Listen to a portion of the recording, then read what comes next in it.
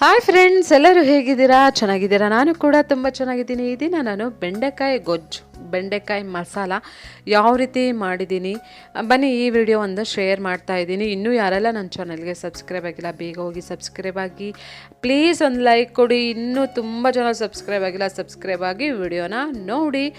ಬೆಂಡೆಕಾಯಿ ನಾನು ಎಳೆ ಬೆಂಡೆಕಾಯಿ ತೊಗೊಂಡಿದ್ದೀನಿ. ನಿಮಗೆಲ್ಲರಿಗೂ ಗೊತ್ತು, ಆದಷ್ಟು ಎಳೆ ಬೆಂಡೆಕಾಯಿ ತೊಗೊಳ್ಬೇಕು. ಬಲ್ತಿರೋದಾದರೆ ಟೇಸ್ಟು ಬರೋಲ್ಲ, ಚೆನ್ನಾಗಿರಲ್ಲ.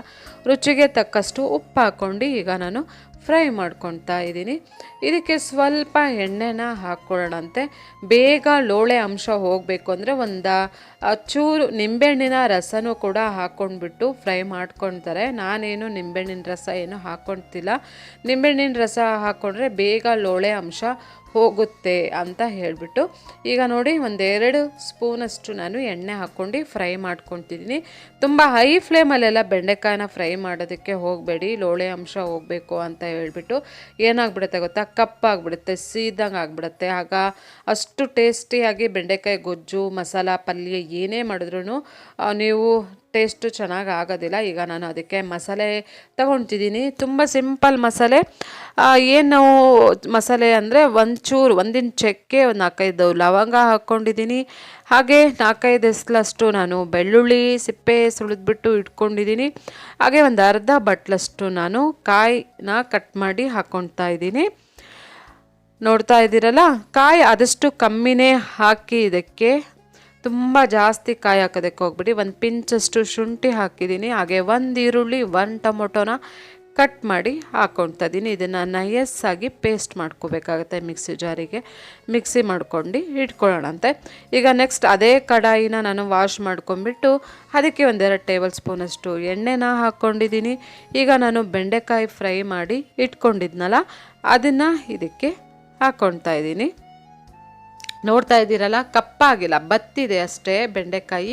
ಈ ರೀತಿ ಫ್ರೈ ಮಾಡಬೇಕು. ಇದಕ್ಕೆ ಸ್ವಲ್ಪ ಉಪ್ಪು ಖಾರ ಹಚ್ಚಿ ಕೊಟ್ರೇ ಸಾಕು, ಮಕ್ಕಳು ಇಷ್ಟದಿಂದ ತಿಂತಾರೆ. ಇದಕ್ಕೆ ನಾನು ಖಾರ ನೋಡಿ 1 ಸ್ಪೂನಷ್ಟು ಖಾರದ ಪುಡಿನ ಹಾಕ್ಕೊಂಡಿದ್ದೀನಿ. ಅರ್ಧ ಸ್ಪೂನಷ್ಟು ನಾನು ಇದಕ್ಕೆ ಧನಿಯಾ ಪುಡಿನ ಹಾಕ್ಕೊಂಡಿದ್ದೀನಿ. ತುಂಬ ಸಿಂಪಲಾಗಿ ನಾನು ಮಾಡೋದು, ತುಂಬ ಟೇಸ್ಟಿಯಾಗಿರುತ್ತೆ. ಹಾಗೆ ನಾನು ಮಸಾಲೆ ರುಬ್ಬಿ ಇಟ್ಕೊಂಡಿದ್ನಲ್ಲ, ಅದನ್ನು ಹಾಕ್ಕೊಂಡೆ. ಹೇಳಿದ್ನಲ್ಲ, ಕಾಯಿ ಆದಷ್ಟು ಕಮ್ಮಿ ಹಾಕಿ, ತುಂಬ ಕಾಯಿ ಹಾಕೋದಕ್ಕೆ ಹೋಗಬೇಡಿ. ಇದು ನಾವು ಮೀಡಿಯಮ್ ಆಗಿ ಮಾಡ್ತಿರೋದು, ನೀರು ರೀತಿ ಮಾಡ್ತಾ ಇಲ್ಲ. ಈಗ ನೋಡಿ, ರುಚಿಗೆ ತಕ್ಕಷ್ಟು ಉಪ್ಪು ಹಾಕಿ, ಮೊದಲು ನಾವು ಬೆಂಡೆಕಾಯಿ ಫ್ರೈ ಮಾಡೋದಕ್ಕೂ ಕೂಡ ಉಪ್ಪು ಹಾಕ್ಕೊಂಡಿದ್ದೀವಿ. ರುಚಿಗೆ ತಕ್ಕಷ್ಟು ನೋಡಿಬಿಟ್ಟು, ನೀವು ಟೇಸ್ಟ್ ನೋಡಿಬಿಟ್ಟು ಉಪ್ಪನ್ನು ಹಾಕ್ಕೊಳ್ರಿ, ಇಲ್ಲಾಂದರೆ ಉಪ್ಪಾಗ್ಬಿಡತ್ತೆ. ಹಾಗಾಗಿ ಹೇಳಿದ್ದು ನಾನು. ನೋಡ್ತಾ ಇದ್ದೀರಲ್ಲ, ಆದಷ್ಟು ಮೀಡಿಯಮ್ ಫ್ಲೇಮಲ್ಲಿ ಇಟ್ಕೊಂಡು ಒಂದು ಪ್ಲೇಟ್ ಮುಚ್ಚಿಬಿಟ್ಟು ಇದನ್ನು ಹಾಗೆ 1-2 ನಿಮಿಷ ಒಂದು ಕುದಿ ಬರೆಯೋವರೆಗೂ ನಾವು ಇದನ್ನು ಫ್ರೈ ಮಾಡ್ಕೋಬೇಕು, ಇಲ್ಲಾಂದರೆ ಬೇಯಿಸ್ಕೋಬೇಕು, ಏನಾದರೂ ಅಂದ್ಕೊಳ್ರಿ. ಓಕೆನಾ? ಈಗ ಆಗಿದೆ.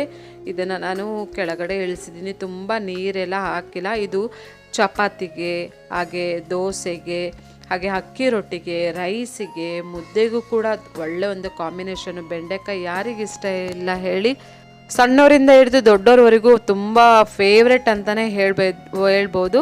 ಹೇಗೆ ಅನ್ನಿಸ್ತೇವೆ ಅದನ್ನು ಒಂದು ಸಿಂಪಲ್ ಬೆಂಡೆಕಾಯಿ ಗೊಜ್ಜು, ಬೆಂಡೆಕಾಯಿ ಮಸಾಲ ಇಷ್ಟ ಆದರೆ ಪ್ಲೀಸ್ ಒಂದು ಲೈಕ್ ಕೊಡಿ, ಕಮೆಂಟ್ ಮಾಡಿ ಹೇಳಿ. ನೆಕ್ಸ್ಟ್ ರೆಸಿಪಿಗೆ ಮತ್ತೆ ಸಿಗೋಣ. ಟೇಕ್ ಕೇರ್, ಬಾಯ್ ಬಾಯ್.